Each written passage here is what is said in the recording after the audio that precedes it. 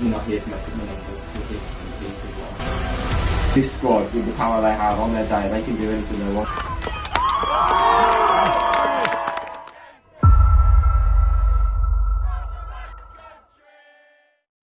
Hello and welcome to this month's Stourbridge FC Women's Monthly Press Conference. Today I'm joined by Mike and Tash.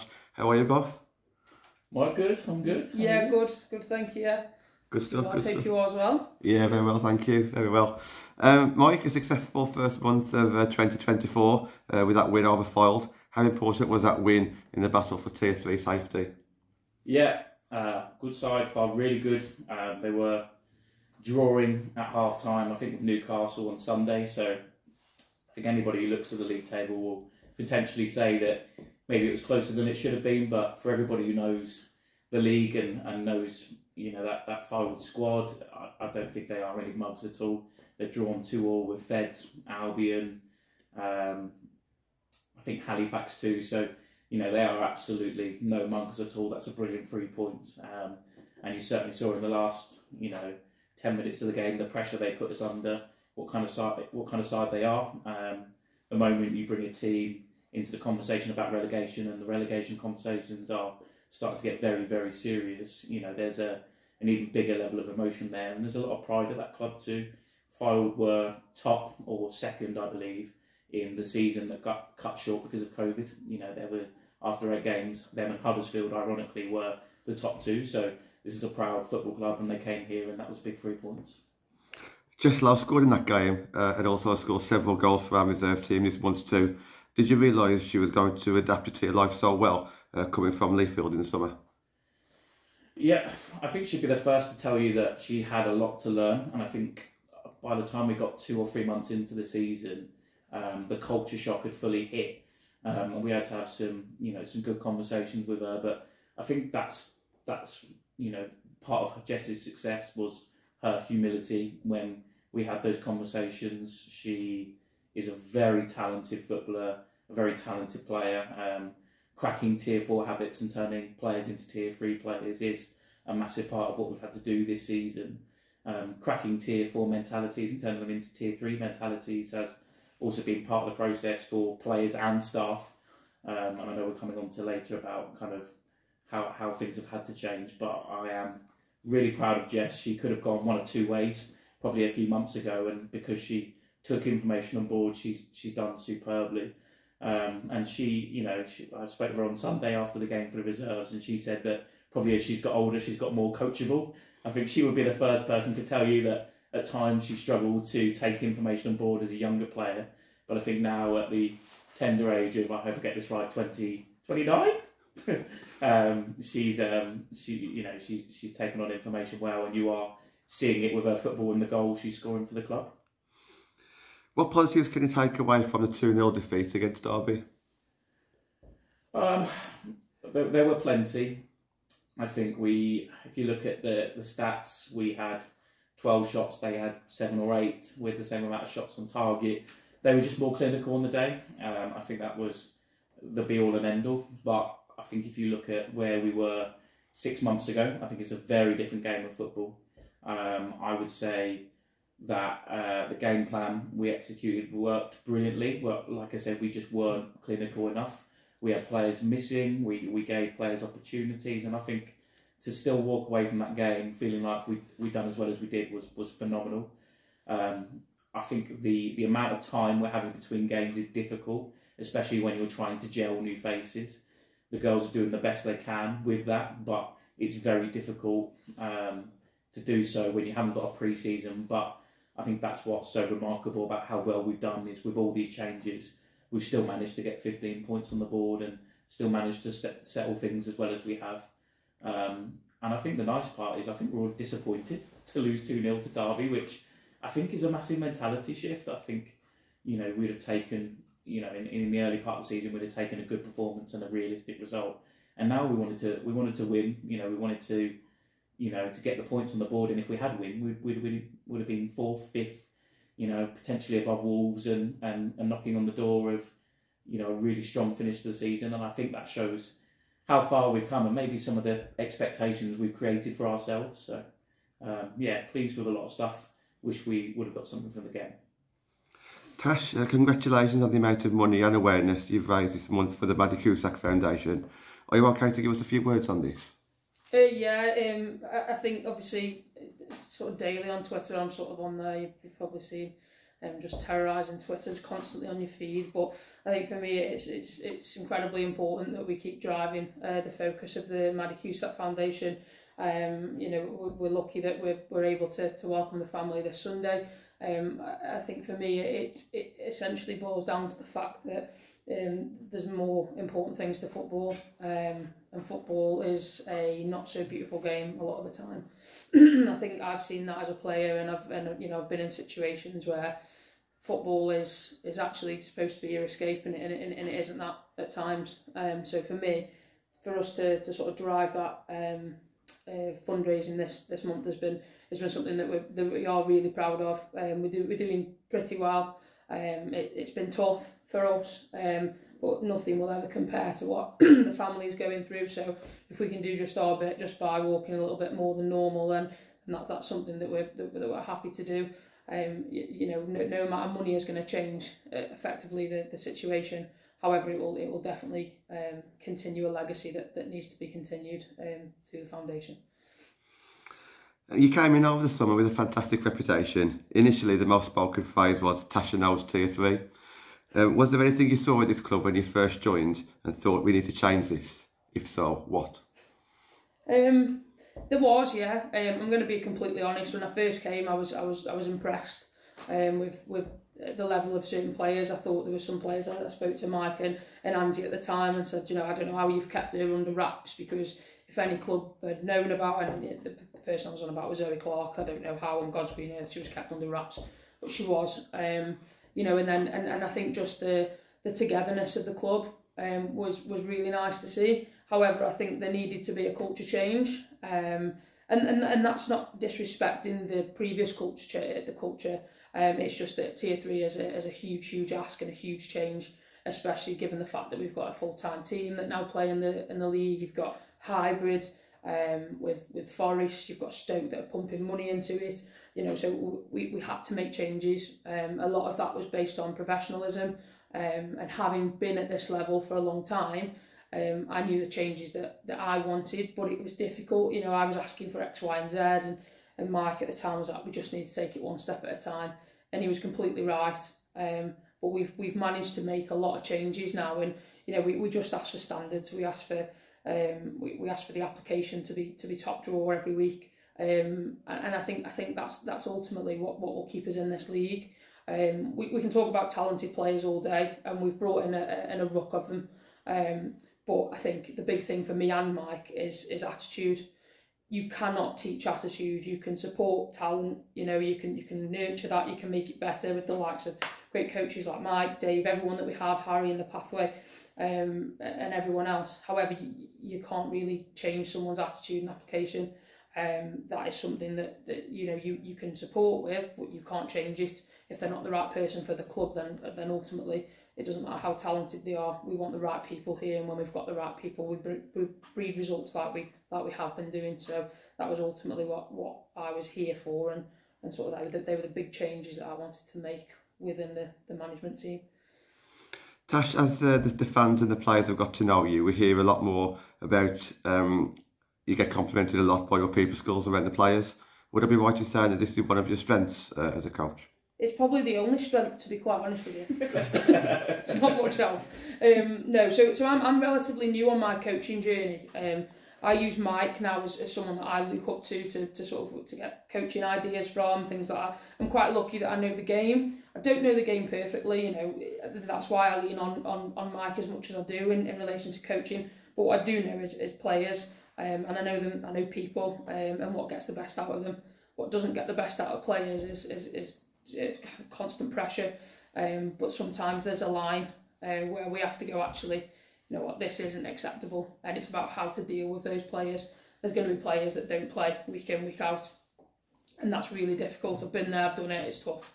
You blame everyone but yourself, and a lot of the time it's about getting them to understand that actually there's things that they can do that would make our selection that little bit harder by putting themselves in in the forefront, I guess, of our minds. It's difficult for this group because the group has changed immensely. There's probably 4 or 5 people that were here that have been sort of on the journey, and they've taken it like water off a duck's back, which is a massive credit to them. I've had an interview before where I've credited them players before because I think it's been huge for them. If that was me, I would have absolutely crumbled. But for those, they've stood up and they've rose to the challenge. But for me, it's my man management skills and it's the player for me and the person. That's ultimately the only thing that matters. Like we said, you've got to be talented, of course, but as long as we can nurture and support these players to be better people on and off the pitch, then we're going to grow as a team. Mike, since we've last done one of these press conferences, Daisy Clements has joined us from Stoke, a player that you obviously know from time in Birmingham as well, had experience at Leafield and also in America as well. How excited were you to get Daisy on board, and what can she offer sort of going forward? Yeah, Daisy has been on our list every summer for the last 4 years. It was obviously always going to be hard to wrestle her away from Leafield, where her dad was the manager and was doing a great job, and she had a great thing going for her at Blues too. So I think for as much as I wanted her about 3.5 years ago, I think now was the right time. I think it was really important that she did what she did at the start of the year. I think she needed to go and seek out that opportunity, but I wanted her to know that if that wasn't going to be the right opportunity, then I felt like we were. So as much as the year didn't start exactly as maybe Daisy wanted, I think it's going to finish how she wants and how she needs it. And what Daisy brings to this group is an incredibly exciting brand of football. I think this club loves a quick winger, loves players who want to get on the ball and be exciting. I think you are seeing the early embers of all of Daisy's talent, because I think she will only get better in this league, and as she gets more confident and does more with the ball, I think you're going to see all of the makings of a very talented player. So I think it was important that she's now surrounded by the right people who give her the opportunity, because that's exactly what she needs as a player. You will be surprised how many confidence footballers I think there are. I think there will be some people who maybe don't even tell you they're confidence players, but they always are confidence players. So I think given the right staff, given the right teammates, given the right environment, I think Daisy will thrive, and I think this is exactly where she should be right now. It seemed potentially like a few months ago we were with the departures of players like Lexi Harrison and Meg Hadley, that we had sort of been thin on the ground in your wider areas. Now it seems like we've got sort of talents in abundance almost. How do you sort of manage the squad rotation aspects of those positions and also all over the pitch in general? Yeah, it's really competitive. I think there are swings and peaks and troughs and all of that stuff in the squad. Tash and I speak about it constantly. There were a month ago where we were a little bit light. 4 months ago, we've got 26. What are we going to do? The other challenge, I suppose, when you're talking about selection, there is we're currently playing one game every 14 days, and we'll average something like that from now to the end of the season. So we've looked at solutions. We've got friendlies booked in that will be announced before the end of the season, because there isn't just a focus on this season for us. There are targets and stuff that we have related to next season, and this season was always going to be about building, but we don't want to kind of stop and go, actually, yeah, brilliant, we stayed in the league, we did everything we needed to, and actually we want to spend the season doing the same thing. Next year we want to kick on, and we want to bring the girls we have with us, develop their football, potentially add a couple of new faces as we go along, but realistically, we want to develop the 19 that we have, potentially 20 very soon. We want to develop those players to prepare for next season and the journey going forward. So, giving them opportunities is really important. Competition for places is everything that this level is about. There is no hiding away from it. If you don't want to compete for places, Tier 3 is not the place for you at all, because the whole league is about fighting to stay in the league, fighting for every single point. And the way that they train is important, and when they come on, the way that they play is important. It doesn't matter if they play for 20 minutes, 60 minutes or 90 minutes, there's an expectation, and selection comes down to that, based on what we see every single week. And that's why we're very adamant about the way that we train. We're very adamant, even when we don't have a game on the Sunday, that we train very, very well, and our expectations are high, because when we have to make that decision on a Saturday, on a Friday and Saturday about how we're going to play, we need to be able to have a conversation with these players and tell them why. And I think that is the only right and fair way to do it. there are no favourites. There are no we have this kind of vision for these 11 and these other 9 as supplementary. Like if you play well, you'll start because we want to win games. We want to get points on the board. But we will give opportunities to people who've earned them too. Tash, as a former player yourself at this level, how have you sort of seen the evolution of professionalism and attitudes towards football in this league?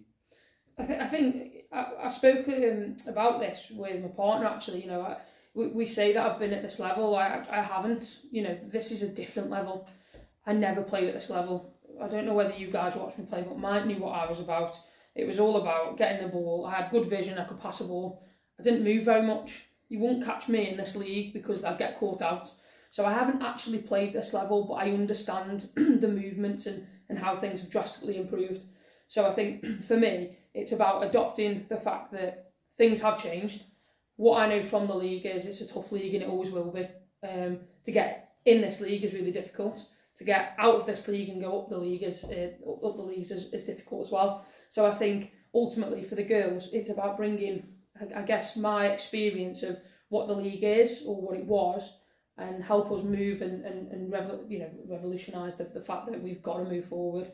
It is difficult because potentially we don't have the money of Newcastle. You know, we don't have an investment of Stoke. You know, in these big teams, your West Broms, you know, they train at a fancy training ground, all of that kind of stuff. So I find it really difficult, but I've been there, I've done it, and it makes no odds to me whether I'm at Stourbridge training on the 3G or in a swanky changing room or on a swanky 3G at West Brom's training ground. It doesn't matter to me because we're all doing the same thing. We're 11v11, kicking a ball around, and if we put more effort in than they do, then we're going to win the game, hence the West Brom game here. Okay, so it doesn't matter about, you know, where these players train, you know, how often they train is a big thing, so we try and stick with that. But the facilities makes no odds. You know, the evolution of the league and how people are training, you know, potentially more, better facilities, makes no odds. We've proved that with our results. You know, good old-fashioned hard work is exactly what it is. And it was that from when I played at Tier 3. I'd say I was very successful as a Tier 3 player. There was times where I wasn't a fit player, you know, but I was coached by Tim and Mike at a time at Stoke where I got to my fittest, and I was very, very good that season. But I was fit and I was agile, but I still wasn't this. So the evolution of the league is massive. So I think sometimes it's difficult for the girls to understand actually how privileged they are to be here, and the fact that we're sitting 6th with 15 points is an absolute credit to them and everything that they do on the training ground. Before this season, Tash, there was sort of a almost gap in the coaching staff for female leaders. This season, obviously, we've got yourself, we've got Plim with the Rezzies and Jodie as well. How important do you feel it is to have that female sort of outlook in the coaching staff? Yeah, I think it's important. I think it's equally important that we have the best person for the job, be that female, be that male. And I think it ultimately comes down to the fact that, you know, you can say that potentially females understand females better. That might be the truth. You know, there is a lot of truth in it. However, if you're the best person for the job, you're the best person for the job. Jodie and Plim are there based on the fact that they are the best person for the role, and what they bring to this club is ultimately exceptional, and it's everything that a football team should have. I'd be confident enough to say, you know what, if they want to go and do that in the men's game, then go and do it.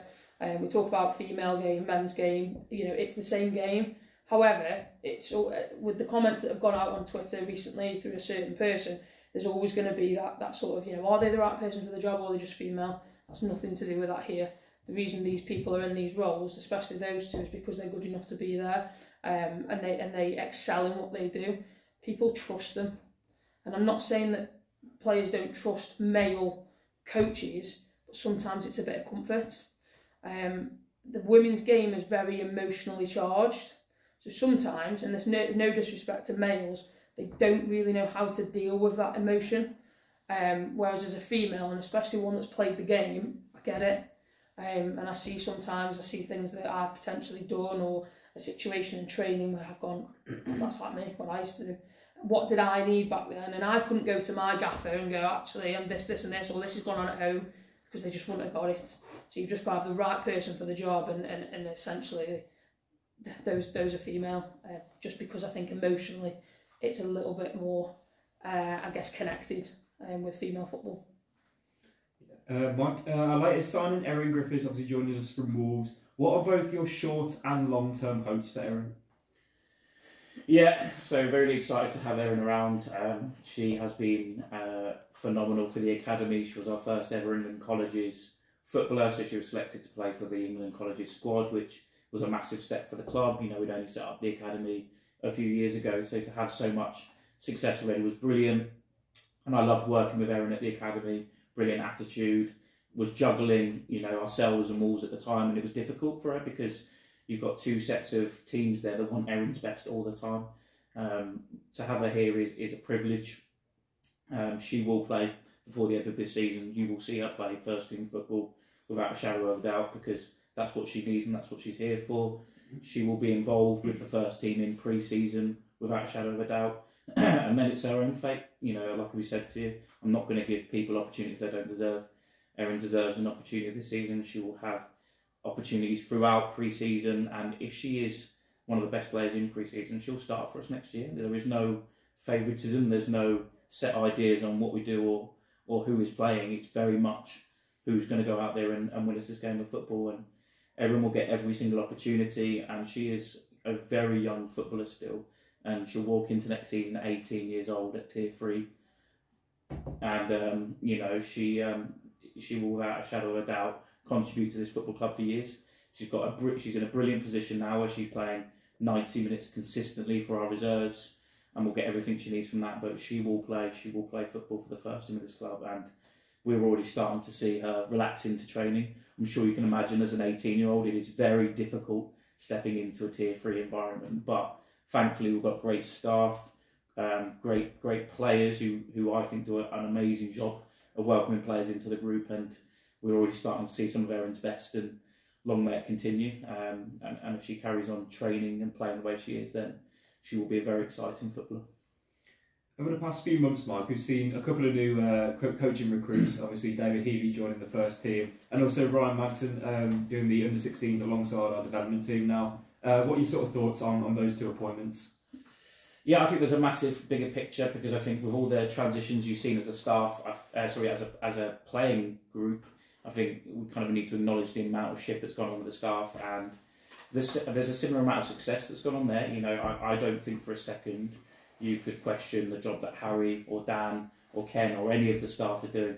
And you've got to remember that we have 3 managers in June, and now all 3 are completely different. You've got 3 sets of staffing teams that are completely different. We brought in this absolute delight who, you know, is a bull in a china shop at times, but that's exactly what we needed. You know, we needed somebody to come in and, kick the leaves up, change things, challenge us. And she's had to be very patient at times, but you know, that's not because she's right. That's not she's not right. That's because actually we need to do things at a certain pace. But everything she's come in, she's challenged us. She's challenged me to be the best I can be as well. And we are, you know, I think she played up the roles of Jodie and Plym there perfectly, because they've had a massive contribution. But Tash has changed the club. She's changed the way we look at women's football. We were so successful. We had a massive amount of on-pitch success and off-pitch success over the last 4 years, but we needed Tash to come in to make sure that we continue to be challenged. I think if you work with the same people consistently year in, year out, you become an echo chamber. And the best part about Tash and I is that we disagree a lot, and that is really important. If we sit there and we agree, and Tash would have come in and done everything that I wanted to do, I don't know if we'd be where we are now. In fact, I'll tell you, we wouldn't be. You know, but I think it is that combination of people, that combination of not just Tash and I, but Dave coming in with some ideas, the other staff coming in with ideas, Ken doing the splits at Christmas parties, like that's really important. You know, it's absolutely massive. So Dave and Ryan are fantastic. Ryan is the perfect fit for the development team. Having his girls walk around at their Christmas party saying, "I can't wait to be a dev. Next year's going to be my year." Like, that is the philosophy we have. That's what we want at this football club. And Ryan already doing that before he gets here is brilliant. And our training nights were a delight. We had a mentor down from the FA last week just to come and watch our training nights. And I think he was quite surprised. I don't think they expect it when they see it, but training looks phenomenal. The other side of the pitch, the pathway side, is the best I've ever seen it by a long way. and they're challenging the first team consistently, which is perfect, exactly what we need. So yeah, 2 more to add to a very, very strong starting team. My final question comes to you, Tash. So how would you describe your relationship with Mike, and what does working side by side look together in a usual week? I mean, I'm guessing Mike's probably hovered over the block button quite often for the last 6 months. Mike's just perfectly summed it up. I'm a bull in a china shop. If I want something, I want it now, and I want it done, and I'm like, it needs to do it, and we need to do it, and it'll be better for us. And you know what? We've made the changes, but we've had to make those. We've had to make them in a slower pace than potentially I would have liked. However, it was definitely the right way to do it. Like Mike says, we disagree quite often, and that's not a bad thing. In fact, it's probably the best thing about the relationship that we have. I see myself working with Mike for a long time, if football allows. We have a great chemistry. We work well together. We understand each other's, I guess, our strengths and our weaknesses. Mike knows when I'm, starting to sort of lose a little bit of, I'm sort of getting a little bit agitated. He knows when to say, actually, just relax, because it's not probably as bad as you're thinking. I know when Mike feels a little bit nervous, and there's that moment where we come into a game, and I can see his demeanour's a little bit different than sometimes it potentially is, and we bounce off each other. We know how to deal with these situations. It's only been a short period of time. I knew Mike previously as a player coach role, but I think for us, ultimately, it's about honesty and integrity. We do everything, and we're streamlined in everything that we do. So the girls won't have a training session with Mike and have different values than when if they come to me and I'm running a session. Everything is completely streamlined. Everything is so sort of broadened to their horizon. There's actually, me and Mike have the same philosophy. That ain't going to change, and it won't change. If it is that we need to test something or change something, then the girls will be the first to know, but we're always on the same page. And I think that's what's really key. Yes, we'll disagree on things, and potentially Mike will come up with an idea and I'll say I don't agree with it. We'll go with it anyway, and potentially it works. Sometimes we'll go with what I say and it won't work, and vice versa. But it's all part of a learning curve for us both. Mike as a head coach, and me, I've just been, I came here as a player mentor, player liaison, whatever you want to call it, but I was thrust up on an assistant manager role with, which I'm incredibly proud and privileged to have. And doing that alongside Mike is an absolute honour. So yeah, it works really well, as long as we're on the same page, which we are.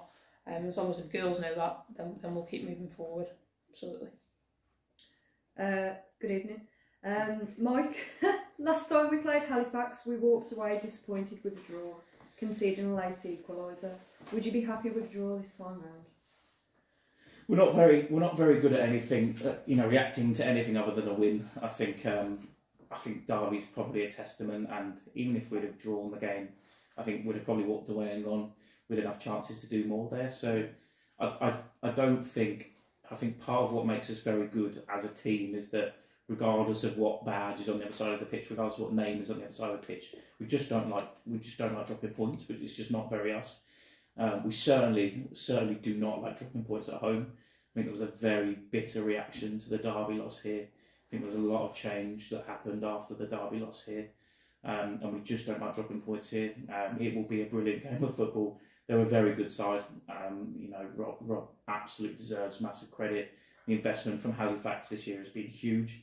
Britt Sanderson has gone there from Huddersfield, and it would have taken something special to get her across from there. And Halifax will still see themselves as a potential top 6 side this season. They've got enough games to do so, and they will look at Sunday as a must-win if they want to finish in the top 6. I think we look at it as an opportunity to stamp our kind of place, and to continue the work that we've done at home here. Is going to take something very special to get over the line, but the War Memorial is a very special place, and the girls love it here.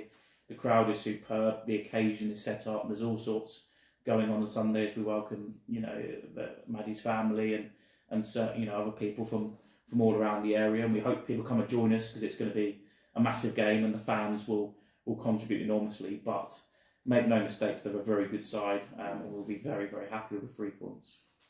Are you preparing any different to this game than any other game, especially having the week off last week?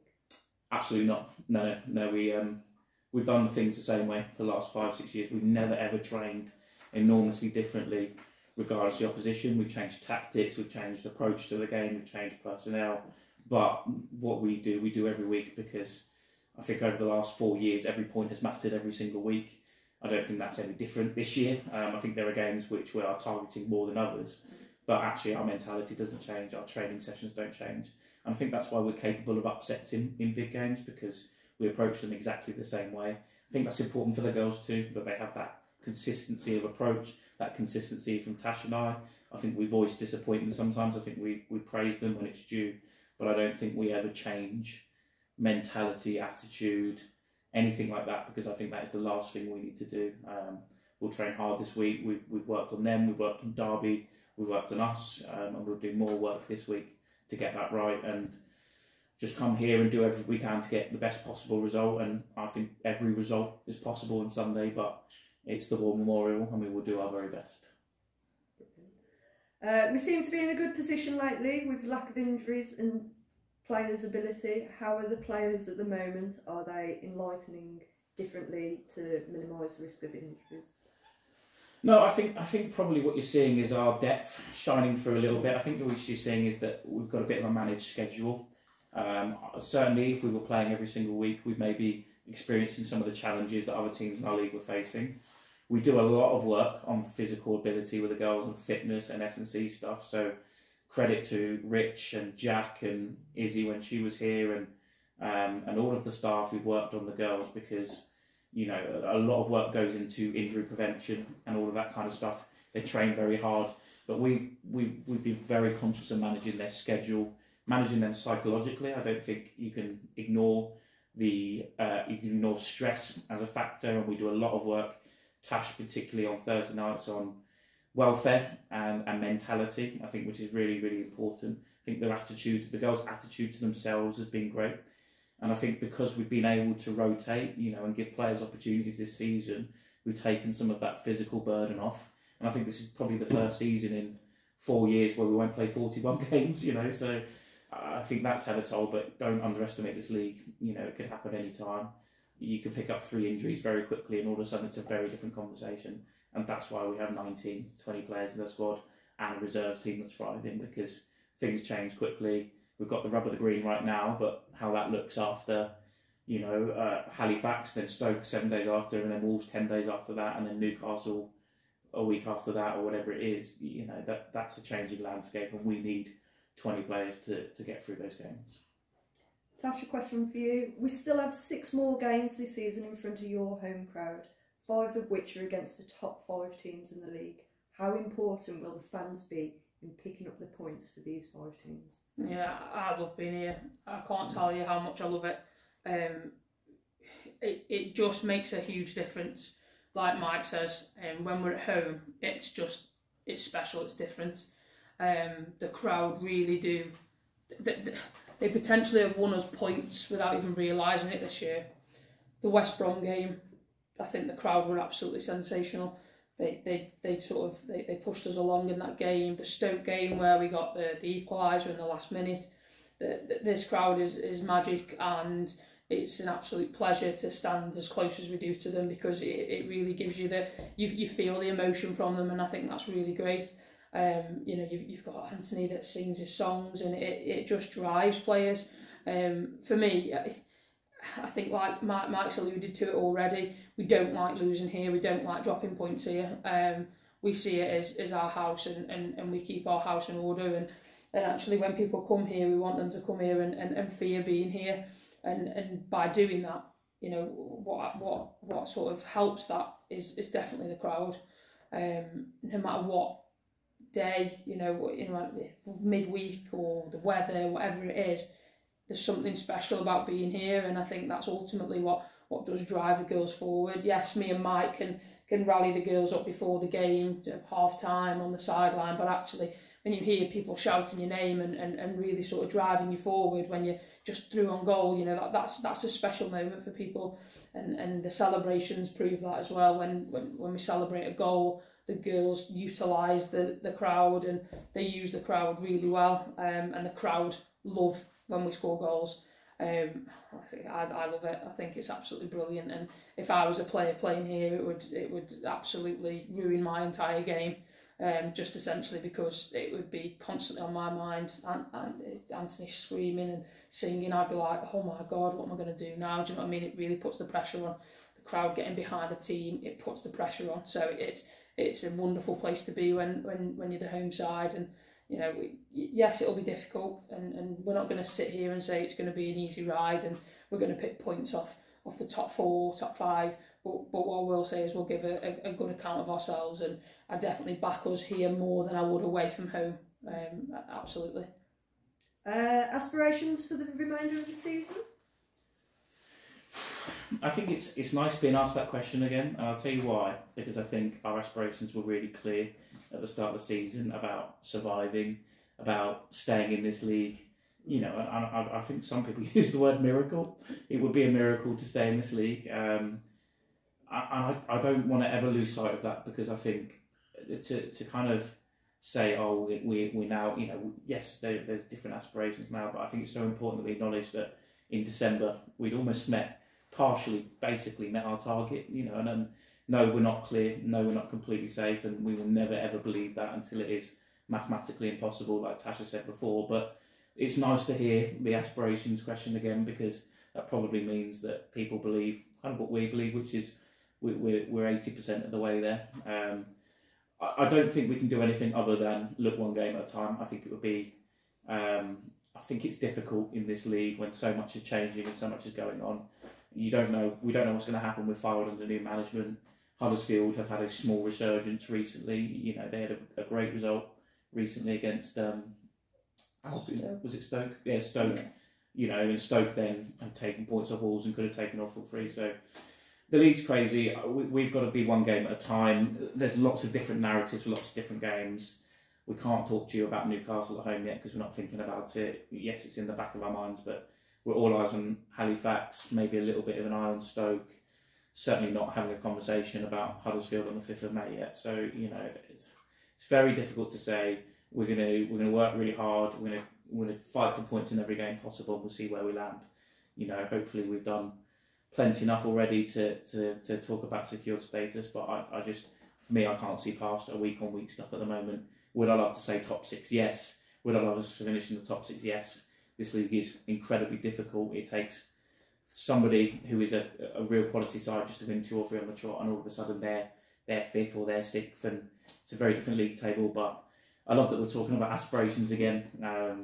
Let's see where the ride takes us. Mike, we have just got 2 minutes left, but one of our Manchester United fans have just sent in these couple of questions, so we'll just end up with these, Mike. Just a couple of minutes. Yeah. Question about the Conti Cup. Aston Villa fielding an ineligible player but still being allowed to progress into the cup. No comments. No. I mean, look, on the surface, it doesn't look fantastic, does it? I think what I'd say, and I think this is what we argue for all the time, is that I would hope that a statement is produced that clarifies the situation. I don't know if there has been a statement or if the statement has clarified the situation. I think this type of stuff is difficult for fans because we're at the mercy of the rule makers and the interpretation of the rules potentially. So if the rules are great, it makes it hard, but it doesn't sound great on the surface. It doesn't look great. The biggest thing we want for the women's game is integrity. We want it to feel like a real competition. So anything that calls that into question is difficult for everybody. You hope, and I hope, that the right decision has been made for the right reasons. I can't say more than that because I don't know, if I'm honest. Mike, Tasha, thank you very much for joining us today. Best of luck on Sunday, and we shall see you there. Thank you. Thank you. Thank you. Cheers.